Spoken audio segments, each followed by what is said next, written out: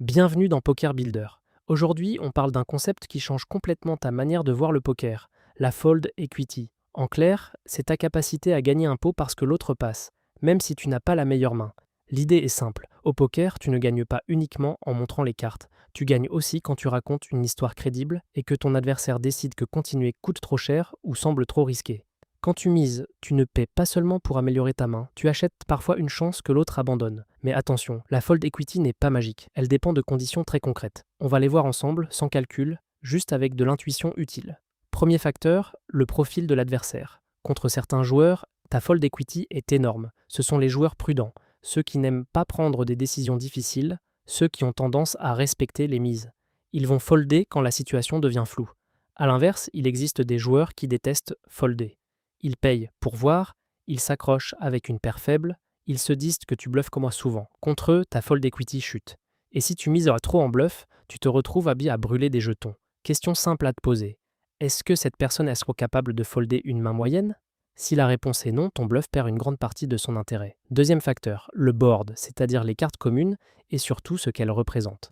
Un board sec, par exemple avec des cartes très espacées et peu de tirages, donne souvent moins d'opportunités de faire peur. Les mains sont plus figées. Si quelqu'un a touché une paire, il se sent parfois en sécurité. Un board connecté ou dangereux, au contraire, ouvre beaucoup de possibilités. Tirage couleur, tirage quinte, overcard. Là, une mise peut créer une vraie pression parce que l'adversaire se dit « il peut avoir tellement de choses de la forte ». Et plus le board évolue vers quelque chose de cohérent avec ton histoire, plus ta fold equity augmente. Troisième facteur, ta crédibilité, c'est-à-dire l'histoire que tu racontes depuis le début du coup. Si tu as relancé pré-flop, tu représentes déjà une range plus forte que quelqu'un qui a juste payé.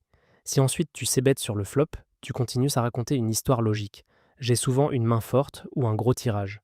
A l'inverse, si ton action est incohérente, ta fold equity baisse.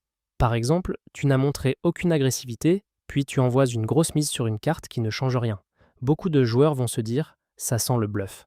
Règle pratique, plus tes mises racontent une histoire simple et logique, plus elles sont respectées. Quatrième facteur, le nombre d'adversaires dans le coup. C'est un point que les débutants sous-estiment énormément. En heads-up, donc contre un seul adversaire, la fold equity est souvent réelle. Tu n'as besoin de faire folder qu'une personne. En multiway, c'est une autre planète. Plus il y a de joueurs, plus il est probable que quelqu'un ait touché quelque chose, ou qu'au moins quelqu'un soit curieux. Ton bluff doit alors passer à travers plusieurs barrières. Résultat, la fold equity chute fortement.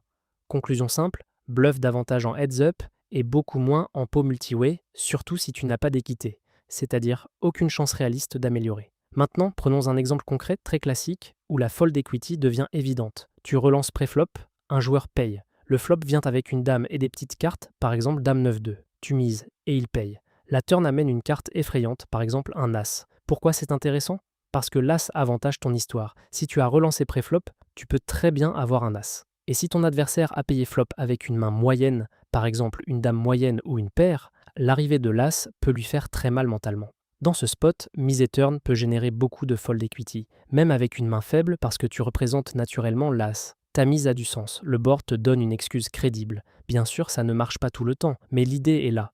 Une carte qui renforce ton récit augmente tes chances de faire passer l'autre. Passons au piège, parce que la fold equity est aussi l'endroit où beaucoup de joueurs se sabotent. Piège numéro 1. Bluffer les joueurs qui ne folderont jamais. Tu les reconnais. Ils perdent trop, ils aiment se voir les cartes, ils s'en fichent en des histoires. Contre eux, arrête de vouloir représenter. Joue simple, value bet quand tu es devant et contrôle le pot quand tu ne l'es pas. Contre ce type de profil, ta fold equity est faible, donc le bluff devient un investissement mauvais. Piège numéro 2, bluffer en multiway. Tu mises, un joueur hésite, mais il y en a un autre derrière qui a peut-être touché un tirage, une paire ou mieux. Ton bluff doit faire folder plusieurs personnes et ça arrive bien moins souvent.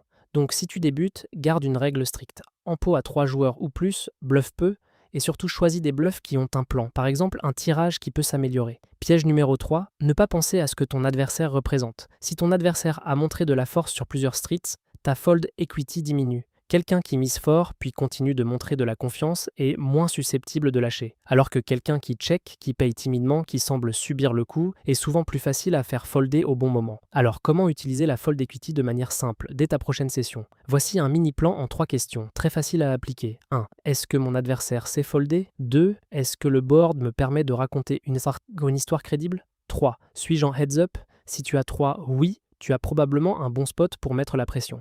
Mini exercice rapide pour ancrer le concept. Pose une seconde et réponds mentalement. Cite 2 éléments qui augmentent la fold equity. Par exemple, jouer contre un adversaire prudent, ou miser sur une carte qui renforce ton histoire, comme une overcard effrayante à la turn, ou être en heads-up plutôt qu'en multi-way. Ou avoir montré de l'agressivité cohérente depuis le début du coup. La fold equity, au fond, c'est apprendre à comprendre ce que l'autre ressent face à ta mise. Est-ce que tu crées une décision inconfortable, crédible, dans un spot où il peut raisonnablement lâcher? Si oui, tu peux gagner des pots sans avoir la meilleure main. Si tu veux progresser plus vite sur ces concepts, avec des outils concrets pour travailler ton jeu, va faire un tour sur pokerbuilder.com. C'est une plateforme tout en un pour joueurs de poker. Tu peux structurer ton apprentissage, réviser tes fondamentaux et construire un jeu solide étape par étape. On se retrouve très vite pour un prochain épisode de Poker Builder.